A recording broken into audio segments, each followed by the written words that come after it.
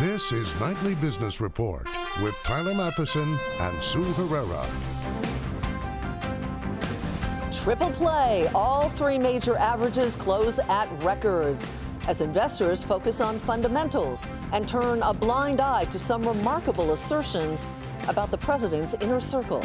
Record prices. Demand for cars and trucks remains very healthy, even as shoppers pay more and more for them. New therapy. A medication for a rare disease comes with a hefty price tag, but also some new ideas on how to pay for it. Those stories and more tonight on Nightly Business Report for Wednesday, January 3rd. Good evening, everyone, and welcome. Well, it may be cold outside, but Wall Street is hot. The Dow is closing in on 25,000. It's within 80 points of it, in fact. The S&P 500 today traded above 2,700 for the first time ever. And the Nasdaq solidified its position well above 7,000. So why? Well, the latest readings on the economy were strong, and there's optimism that corporate profits will rise again this year. Now, that's what investors focused on today, brushing off a double dose of drama in Washington. First came controversy over presidential tweets about nuclear buttons. Next was a bombshell White House statement in which Mr. Trump excoriated and basically excommunicated his former chief strategist, Steve Bannon. Bannon's offense? Giving incendiary quotes to the author of an upcoming tell-all book about Trump's first year in office. But market jitters? No way. The so-called fear gauge on Wall Street fell to near record lows as stocks hit those new highs. The Dow Jones Industrial Average rose 98 points to 24,922. Nasdaq added 58. The S&P 500 gained 17. So what comes next for stocks? Bob Pisani takes a look. You might think it's time for stocks to pause, and that would be not unreasonable given the big run-up we've had. The S&P was up 20% last year. But that's not the prevailing opinion. The street is mostly bullish. You can't blame them. All of the textbook conditions for higher stocks are still in place. A global economic expansion, strong employment, low inflation, and low interest rates, with the Federal Reserve expecting to continue on a very slow path toward higher rates. So the traders are mostly expecting the good news to continue. There's talk of an infrastructure spending plan now. There's talk that wages may finally start to move up, but not too much. And some strategists even believe the U.S. could see 3% growth in GDP this year. That hasn't happened since 2005. Now, there's still bears out there, but they're down to arguing that the valuations are too high. And that's true. Stocks are expensive. But if the economy keeps expanding, it's not hard to argue that it could stay expensive. They also worry about some external event like a terrorist attack or a blow-up in North Korea of some kind. But until it happens, the market is showing no signs of worry. And finally, inflation is a worry, but many argue that even with economic growth, inflation is likely to remain relatively muted. Finally, despite all of the castle intrigue in Washington, the market continues to tune all of that out. For Nightly Business Report, I'm Bob Pisani at the New York Stock Exchange. Wall Street may have sidestepped past today's D.C. drama, but in Washington, it was impossible to ignore. Not just because of the gloves-off brawl between the president and his former chief strategist, but because of what that upheaval could mean for the Trump White House and its agenda. Steve Bannon was considered an architect of the Trump campaign and of the White House's nationalist economic prescriptions. But in a new book written by author Michael Wolff, Bannon calls the 2016 meeting between top campaign aides and a Russian lawyer treasonous. He also predicts that financial crimes like money laundering would be the downfall of several members of the president's inner circle. And in a reference to the president's son, Bannon said, quote, "They are going to crack Don Jr. like an egg on national TV," end quote. The president says Bannon, whom he fired, has lost his mind. John Harwood is in Washington tonight to kind of sift through the Donnybrook and what it might mean for the president's plans on immigration and infrastructure and much more. John, there was a lot of political drama in Washington today. Let's first start with why this book is getting attention, and part of it is because of its author, Michael Wolff. Well, Donnybrook's a good word for it, Sue. Michael Wolff is a longtime journalist. He's a guy who's got some attitude. He's drawn some criticism in the past for embellishing stories that he has told. However, he gained enough trust from Steve Bannon and others in the White House that he got extensive access, spent a lot of time as a fly on the wall in White House meetings, and that is going to lend the anecdotes he has and the brutal depiction he makes of President Trump, it's going to invest that with a little bit more credibility. Why would the White House give such access to a known sort of gossipy journalist? Well, it's an interesting question. Michael Wolff is somebody who had done a lot of reporting and was intimately familiar with Rupert Murdoch. Rupert Murdoch's a very important person to Donald Trump. And so I imagine that that lent him some credibility that helped him gain access. But Sarah Sanders, the White House press secretary, said today that it was Steve Bannon who, in the end, provided most of the entree to the White House to Michael Wolff. But there's no disputing that there was a lot of entree. What does this do to the fact that the White House wants to push through several key initiatives, immigration reform and infrastructure? Does the noise surrounding this book derail that effort? Well, I think all of those efforts to make legislative progress on other issues face an uphill fight to begin with. But the more chaos you have in the White House, the more you have splits within the president's own team, not to mention splits between the president and Republican leaders in Congress, the more difficult it is to move forward. And that comment that you mentioned about Steve Bannon's view that the meeting with the Russians at Trump Tower was treasonous, that signals a real problem with the Mueller investigation, which is ongoing, and that could provide a bigger threat to the agenda than anything else. John, thank you so much. You bet. John Harwood in Washington tonight. Back to the economy now, and there are a number of positive reports on it. Manufacturing expanded more than expected last month, capping the strongest year for the sector since 2004. According to the Institute for Supply Management, there was a surge in new orders and an increase in export orders. A measure of manufacturing employment, however, fell.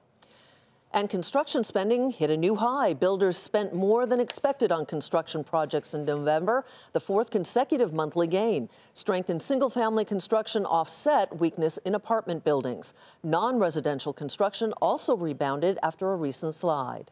For the first time ever, the U.S. auto industry has recorded 3 straight years of sales, topping 17 million vehicles. Results for December show the industry ended the year on a strong note, driven by demand for pickups and SUVs. And as Phil LeBeau reports, in some cases, Americans are paying more than ever for the models they're buying. It may have been a chilly end of December for most of America, but showrooms across the country were hot. How hot? The pace of sales last month was well above what many were expecting. A robust economy, low unemployment, and strong consumer confidence made it a busy end of the year at dealerships. People are feeling pretty good. Maybe there's some bonus checks coming your way at the end of the year. And there is that mindset that starts in Black Friday and then kind of goes to the end of the year that, you know, you got to get in before the start of the new year to get a great deal. What's selling? Ford's F-Series had its best year since 2005. GM sold almost 1 million crossover utility vehicles last year, an all-time high, while Honda and Nissan both set new records for U.S. sales. The average price paid for a new vehicle now tops $36,000, but healthy incentives are helping close the deal with many buyers. They're looking at some of these deals and think, you know, I feel good about my job, I feel good about the overall economy, these deals seem really great, why don't I just buy a car? I think that's probably driving a lot of the sales. After 7 straight years of rising sales, the auto industry cooled off slightly in 2017. Still, sales topped 17 million vehicles for a 3rd straight year. Will it be 4 straight in 2018? Probably not. Over the last 6 years, Americans have bought almost 100 million new vehicles, so demand is expected to finally slow down. Phil LeBeau, Nightly Business Report, Chicago. Today's economic reports underscore the economy's strengthening fundamentals, something that has not gone unnoticed by the Federal Reserve. At the central bank's most recent meeting, policymakers expressed growing confidence in the economy, but they also appeared uncertain over the potential impact of the new tax policy. Steve Leisman is in Washington tonight. Minutes of the December Federal Reserve meeting show officials debating strong but contradictory forces affecting the economy, some of which could lead to higher interest rates this year and some of which could lead to lower rates. While the minutes showed little change at the center of the outlook for rates in the economy, they suggested that differences between hawks and doves on the committee may have widened, and both seem to be digging in their heels. Now, most Fed officials support continuing a gradual approach to raising interest rates and saw the outlook for growth in the labor market as both strong and strengthening. But it was over the impact of the tax cuts and the outlook for inflation where the two sides seemed to part ways. In fact, a few went so far as to say they're, quote, not comfortable with 3 rate hikes this year, which is the median call for a Fed official that they forecast for 2018. And a hawkish few want even faster tightening because financial conditions, that is, long interest rates, had not tightened enough, and they worry that low rates risk financial instability. On tax cuts, many expect them to lead to higher consumer and capital spending by business, and most Fed officials boosted their GDP projections because of the tax cuts. Several see the possibility that these cuts could raise potential GDP, which some were cautious on the effect, saying that companies may use it for mergers and acquisitions or for debt reductions and stock buybacks. On inflation, again, the average Fed officials thinks inflation is going to move back towards the Fed's 2% target. But the doves are worried that inflation will stay below the Fed's objective for longer than they currently expect, and several are concerned that low inflation has reduced expectations for consumers.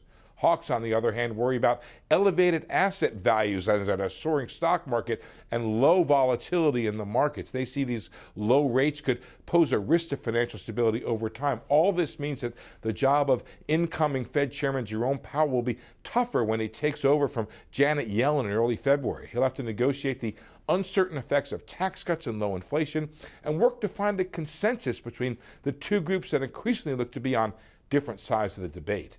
For Nightly Business Report, I'm Steve Leisman. Still ahead, a new medicine, a steep cost, and some new ideas on how to pay for it.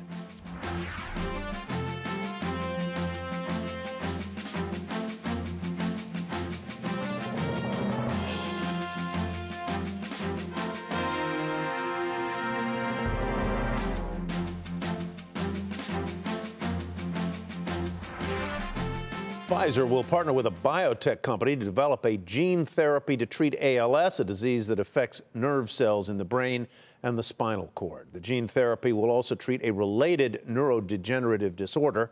The partnership with Sangamo Therapeutics deepens Pfizer's investment into DNA-based treatments for rare diseases. The Food and Drug Administration last month approved a treatment for a rare form of blindness, marking the first approval of a gene therapy for an inherited disease. The cost of this one-time treatment is $850,000, but along with the high cost comes new potential payment plans. Meg Terrell explains. Medicine has been pursuing the promise of gene therapy for decades. The goal, to deliver healthy copies of genes to make up for ones that cause disease. What makes the approach revolutionary is that it's aimed to only be administered once to fix the problem. It was only in December that the United States got its first gene therapy approval for a drug from Spark Therapeutics. It's called Luxturna, and it treats a rare inherited retinal disease that can lead to blindness, often affecting kids early in their lives. Let me see that. In clinical trials, Luxturna helped improve patients' vision in low light. It doesn't necessarily restore perfect sight, but patients have described major differences. Before, I couldn't see snow when it was like the little snowflakes when they were falling. And then I went outside when it was snowing, and I was like, oh, I can see the snowflakes. And with new approaches to medicine come new prices. A key question for gene therapies is how to pay for a treatment that's only administered one time versus chronic therapies patients take for months, years, or even their entire lives. As we've reflected over the course of the last couple of months, we've done a fair amount of work to establish what we think is the value of Luxturna. We think that the value of Luxturna is in excess of $1 million. We've tried to balance the concerns about accessibility that patients, families, and healthcare professionals have voiced, the concerns about budget impact that we've heard from payers, as well as the need for us to build and create a path for a sustainable business model. Wall Street had been expecting a price of at least $1 million for the one-time treatment. The drug's price announced today, $850,000 in total. It's the highest sticker price for a medicine in the U.S., but that doesn't necessarily make it the most expensive to the system.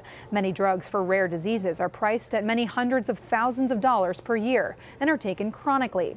Spark announced a series of new payment models along with the price tag, including tying rebates to how well the drug works initially and over time, alleviating the need for hospitals to purchase the drug themselves, and a proposal to the Centers for Medicare and Medicaid Services to implement payment in installments. The company announced an agreement with health plan Harvard Pilgrim and said more insurance coverage announcements will come in the next weeks and months. And Spark is not the only company working on gene therapies. Luxturna is just the first of this new kind of medicine to come to the market in the U.S. Others are in development for hemophilia, sickle cell disease, muscular dystrophy, and other maladies. So Spark's pricing and payment plans may lay a foundation for what's to come. For Nightly Business Report, I'm Meg Terrell. Let's turn our attention now to the pricing and payment plans that Meg just referenced. So how likely is it that other drug companies will offer installment plans, even rebates, depending on a drug's effectiveness? Here to discuss is Vincent Chen, a senior analyst at Bernstein. Mr. Chen, welcome. Good to have you with us. Let's start with the idea that a medicine's cost might be adjusted by how well it performs. Is that something that's really feasible?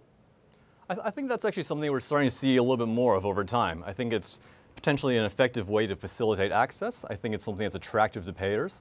And I think it's something we're going to see more of as we start seeing more motion towards more innovative pricing plans, especially for some of these high-cost drugs. If we think about the arguments around drug pricing, one of the constant areas of debate is this idea of how can you better align the price paid to the value that's actually delivered in terms of healthcare. And rebates or some sort of outcomes-based pricing, tying the actual price of a drug to the outcomes achieved, that's certainly one way to do that. We've actually seen a few examples already. In the United States, I would point to Novartis has a cell therapy for cancer that was recently approved, and the price there is $475,000 per year, but CMS will only pay if patients actually respond. Right. Or another example would be for some of the high-priced cholesterol drugs, some plans have deals in place where they pay full price only if patients see the lowering cholesterol that was seen in trials. I was also interested in, I guess you would equate it to almost an annuity system for drug payments, where you would pay, the insurer would pay every year a certain amount as long as the patient kept responding. So it almost amortizes out their cost. And it allows them to plan, and it allows the patient to know that they're going to get their treatment. Yeah, so the installment plan that Spark announced today, that's interesting because it essentially allows payers to spread out the payment over multiple years. So rather than paying $850,000 up front, maybe you pay $425,000 this year and $425,000 the next year. That's useful because of two reasons. The first is if you're a smaller plan and you may not be able to foot the bill for an $850,000 drug this year, that allows you to space it out and actually absorb that blow a little bit better. The second would be, as we get to gene therapies that treat broader populations. Can I just ask you, Mr. Chen, does it also, to a certain extent, shield the company from criticism over the high price of the drug if they offer these types of alternatives? My sense is that it does a little bit in terms of it helps to, there's certainly some positive publicity that comes for both the payer and the pharmaco in terms of better aligning value delivered to the price paid. I think in this case, the bigger impact probably is in terms of the greater access that it affords Spark, in terms of more plans being willing to open the gates to patients who have this rare disease. All right, Vincent, thank you very much. Vincent Chen with Bernstein. Thank you. Dominion Energy will buy its struggling rival, and that's where we begin tonight's market focus. Dominion says it will buy SCANA for more than $8 billion, taking on costs associated with SCANA's failed nuclear project. Last year, SCANA abandoned plans to finish 2 half-built nuclear reactors in a move that sparked a federal investigation. Under the deal, Dominion will pay more than $1 billion to customers who were forced to pay for the unfinished plant. Dominion Energy shares off nearly 4% to $77.19, while shares of SCANA popped 22% to $47.65. An online report alleged Intel chips found in millions of computers around the world carry a flaw that could allow hackers access to personal information. Tech website Register reported programmers are rushing to fix the vulnerability, but there's a cost. The updates are expected to slow down computers by about as much as 30%. Now, Intel has refuted the news, saying it was inaccurate and was planning to disclose the issue next week. Shares of Intel fell 3% on the news to 45.26. Meanwhile, AMD shares popped 5% as that chipmaker is believed to not be impacted by this particular security issue. American Express said it expects to report a fourth quarter loss as tax reform takes a more than $2 billion bite out of profits. The credit card company also sees earnings for the year below initial estimates. Shares rose fractionally nonetheless to $99.55. And Tesla delivered about 1,500 of its newest Model 3 vehicles in its latest quarter, and that missed Wall Street's estimate by a mile. Wall Street figured on more than 4,000 deliveries. The automaker said it achieved record deliveries in total when you include other models. Tesla shares initially fell in after-hours trading. They ended the regular day down 1% to $317.25. A deep freeze has gripped large portions of the U.S. Last night, we told you how the cold is creating record demand for natural gas. Today, there was even snow in Tallahassee, Florida, for the first time in 3 decades. And even Orlando, where people usually go to escape winter headaches, is feeling that chill. Eric Chemi is there.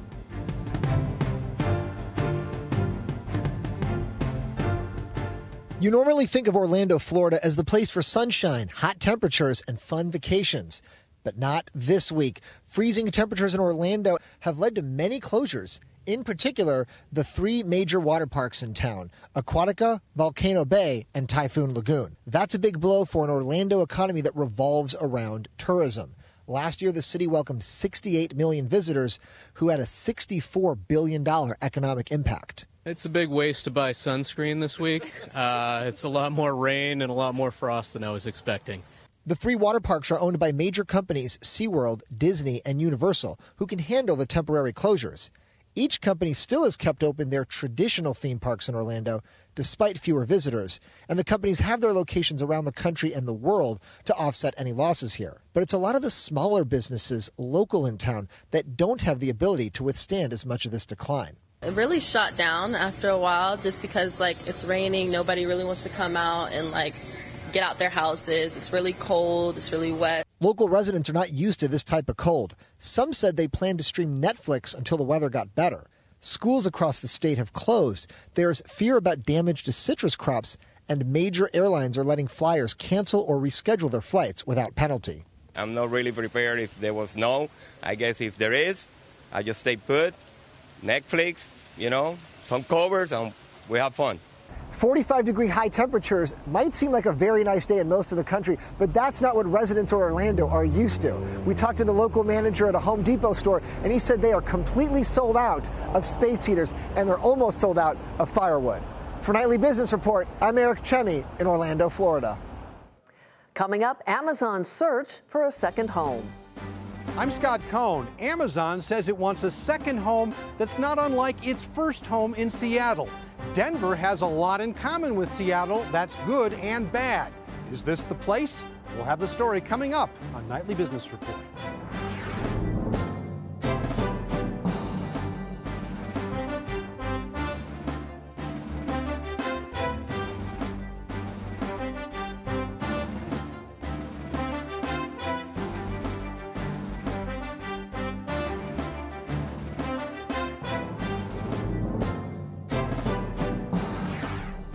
Sometime in this new year, no one's saying quite when, Amazon plans to announce the location of its $5 billion second headquarters. More than 200 cities have submitted bids, and Scott Cohn is traveling to as many of them as possible before the big announcement. Today, he's in the mile-high city of Denver.